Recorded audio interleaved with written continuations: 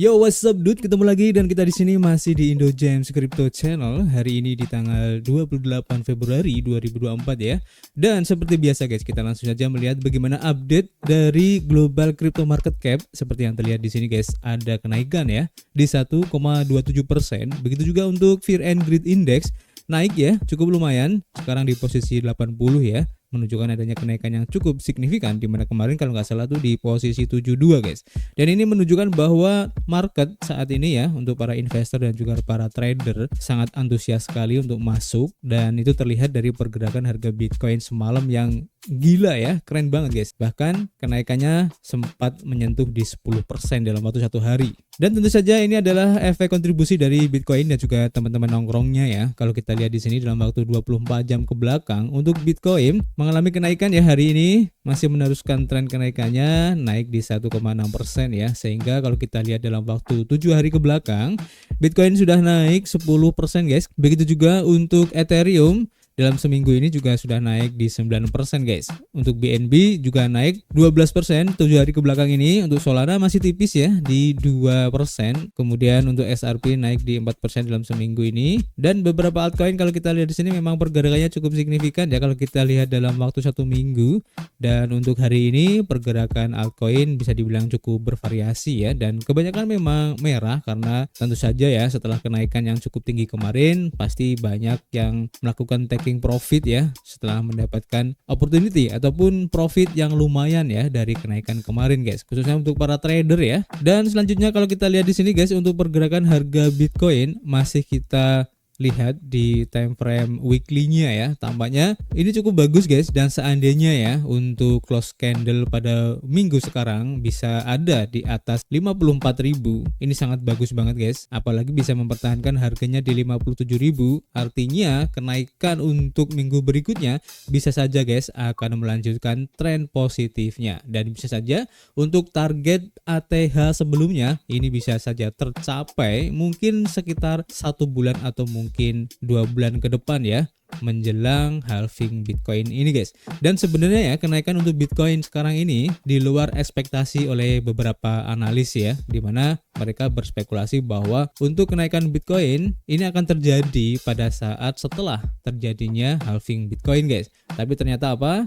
Ternyata Bitcoin sekarang sudah naik tinggi banget ya, dan sebentar lagi guys, tidak lama lagi akan mencoba untuk retest di ATH pada tahun 2021 kemarin. Ini keren banget, kita akan terus pantau ya. Dan hari ini guys, kita sudah mengumpulkan ya beberapa data informasi yang berkaitan dengan kenaikan Bitcoin ini. Dan sesuai dengan yang sudah saya bilang kemarin ya di video sebelumnya, saya tidak ingin berspekulasi tapi mengumpulkan data dulu ya, agar apa yang kita informasikan di sini bisa dipertanggungjawabkan guys. Oke, kita langsung saja. Kita lansir dari harian Trustnode, dan di sini diinformasikan ya bahwa Bitcoin telah melewati di harga $57.000 ya, karena adanya pembelian untuk ETF Bitcoin sebesar $500 miliar guys. Nah ini keren banget ya. Jadi Bitcoin naik $5.000 pada hari Senin kemarin selama perdagangan ETF, atau sekitar 10% ya, dari $51.000 menjadi di atas $56.000, dan kemudian melewati di $57.000 hari ini guys, dan masih mempertahankan harganya. Dan hal ini terjadi karena adanya pembelian ETF Bitcoin spot ya, senilai $512 juta ya, dengan BlackRock yang membeli $112 juta, Fidelity di $243 juta, dan ARK Invest yang menginvestasikan $130 juta guys. Nah menariknya di sini ya, untuk Grayscale justru mengalami arus keluar terendah lainnya guys, yaitu hanya sebesar $22 juta ya. Dan ini adalah untuk hari perdagangan ketiga yang sedang berjalan sekarang. Oleh karena itu tekanan jual dari Grayscale mungkin akan berakhir untuk pertama kalinya sejak perdagangan ETF dimulai bulan lalu guys. Dan uniknya di sini ya, saat ini kita masih belum jauh ya dari level tertinggi sepanjang masa atau ATH-nya ya. Dan Bitcoin tidak pernah melewati level tertinggi sepanjang masa sebelum halving, tetapi kemudian Bitcoin suka menembus level tertinggi tersebut guys. Jadi seperti yang tadi saya bilang di awal ya, ada kemungkinan ya untuk penembusan ATH sebelumnya mungkin akan terjadi jika saja ya hype dan juga keadaan marketnya seperti ini bisa tercapai mungkin 1 atau 2 bulan ke depan ini guys. Ini cukup menarik untuk diikuti. Dan kita lanjut ke informasi berikutnya. Kalau kita lansir ya dari Crypto Globe, arus masuk bersih ya untuk ETF Bitcoin Spot kalau kita hitung ya sejak peluncurannya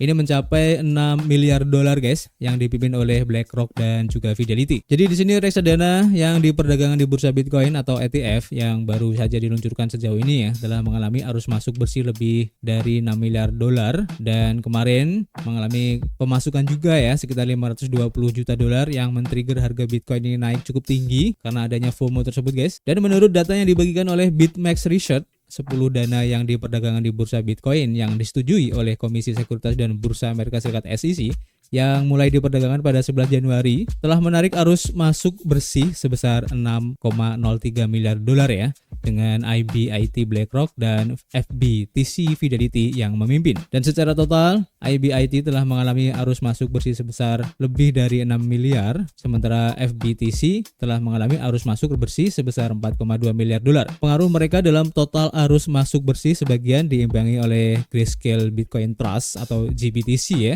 yang sudah menjadi dana Bitcoin terbesar yang tersedia sebelum dikonversi menjadi spot Bitcoin EFT. Dan dana tersebut mengalami arus keluar lebih dari 7,4 miliar dolar guys. Jadi ini semakin menarik ya. Artinya bisa dibilang arus keluar dari Grayscale ini kemarin menjadi salah satu sebab ya kenapa kenaikan Bitcoin itu lambat dan cenderung turun ya setelah disetujuinya ETF. Dan sekarang di mana arus keluar dari Grayscale ini sudah mulai melambat dan volumenya sudah semakin kecil, maka untuk pembelian Bitcoin selanjutnya ya, khususnya untuk di ETF ini tidak terbendung lagi guys. Dan ini menjadi tanda yang sangat positif ya, bahwa untuk ATH Bitcoin ini sudah tidak lama lagi guys. Ini menarik ya. Selanjutnya, kalau kita lansir ya dari harian Crypto Potato, para spekulan dan para pedagang atau trader ini juga bergegas ya kembali ke Bitcoin. Ini menurut data on-chain ya, yaitu dari Glassnode. Di mana Glassnode sebagai perusahaan yang mengidentifikasi meningkatnya minat dalam perdagangan dan spekulasi berdasarkan peningkatan volume harian on-chain yang mengalir masuk dan keluar dari bursa Bitcoin yang mencapai rekor mendekati 5,57 miliar dolar ya dalam beberapa minggu terakhir. Dan deposit bursa terutama berasal dari pemegang jangka pendek menggarisbawahi sifat spekulatif dari minat baru-baru ini guys. ETF Bitcoin juga merupakan sumber permintaan Bitcoin yang signifikan dan terlihat jelas di mana dana tersebut telah menyerap lebih dari 6 miliar dolar Bitcoin sejak diluncurkan pada 11 Januari.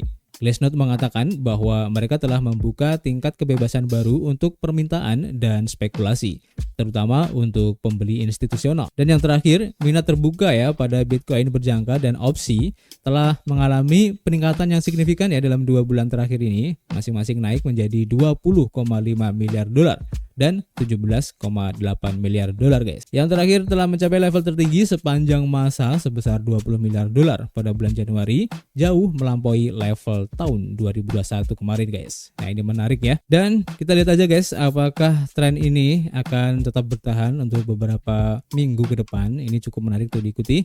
Dan seandainya tren ini masih berlanjut ya, maka Bitcoin bisa kita asumsikan akan terus melanjutkan tren positifnya guys. Oke, kita beralih ke Ethereum ya. Seperti yang dilansir dari harian Bitcoinis, di mana diinformasikan untuk upgrade dari Ethereum yaitu Denchun telah berhasil ya diaktifkan oleh Ethereum Foundation di seluruh testnet guys, dan telah mengkonfirmasi untuk perilisannya ya dalam waktu dekat ini guys. Upgrade yang dijadwalkan akan ditayangkan di mainnet Ethereum pada 13 Maret 2024 ini ya, menandakan tonggak penting dalam upaya protokol untuk meningkatkan skalabilitas dan mengurangi biaya transaksi pengguna guys. Untuk memastikan transaksi yang lancar ke mainnet yang ditingkatkan ini, maka Ethereum Foundation telah mengeluarkan spesifikasi untuk komunitas, terutama bagi para pemangku kepentingan dan operator node. Pengguna disarankan untuk memperbarui eksekusi node mereka dan klien lapisan konsensus ke versi spesifik yang diuraikan oleh Foundation. Baik beacon node dan juga klien validator harus diperbarui untuk memastikan kompatibilitas dengan peningkatan Denchun ini, dan kegagalan untuk berpartisipasi dalam peningkatan dengan menggunakan klien Ethereum yang sudah ketinggalan zaman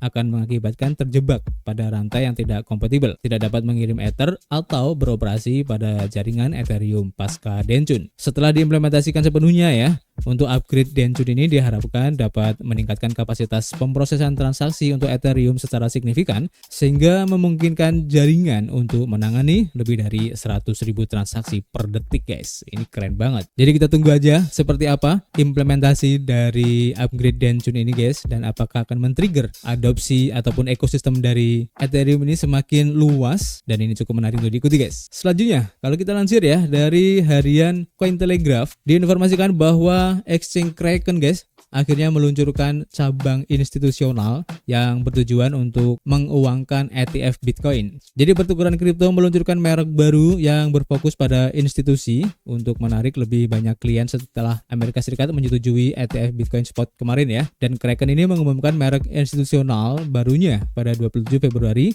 yang menggabungkan penawaran institusionalnya yang sudah ada untuk perdagangan spot dan over the counter bersama dengan crypto staking yang merupakan mereka yang berada di luar Amerika Serikat dan mengarahkannya ke manajer aset, hedge fund, dan individu berpenghasilan tinggi. Salah satu pendiri dari Stake yaitu Tim Ogilvy yang bergabung dengan Kraken saat perusahaan itu mengakuisisi perusahaannya pada Desember 2021 akan mengepalai Kraken institusional dan mengatakan dalam sebuah pernyataan bahwa adopsi kripto secara institusional berkembang sangat pesat guys. Dan tentu saja ya, Kraken institusional ini bersaing langsung dengan Coinbase institusional dan Coinbase Prime yang diluncurkan pada tahun 2021 untuk melayani investor institusi. Sekaligus juga bersaing dengan Binance institusional yang diluncurkan pada pertengahan 2022 dan menawarkan solusi khusus untuk pengguna institusional seperti manajer aset, pialang, dana lindung nilai, kantor keluarga, penyedia likuiditas, dan perusahaan perdagangan berpemilik guys. Nah ini menarik ya. Dan tentu saja ya hal ini akan men-trigger exchange-exchange lain ya untuk juga menyediakan cabang institusionalnya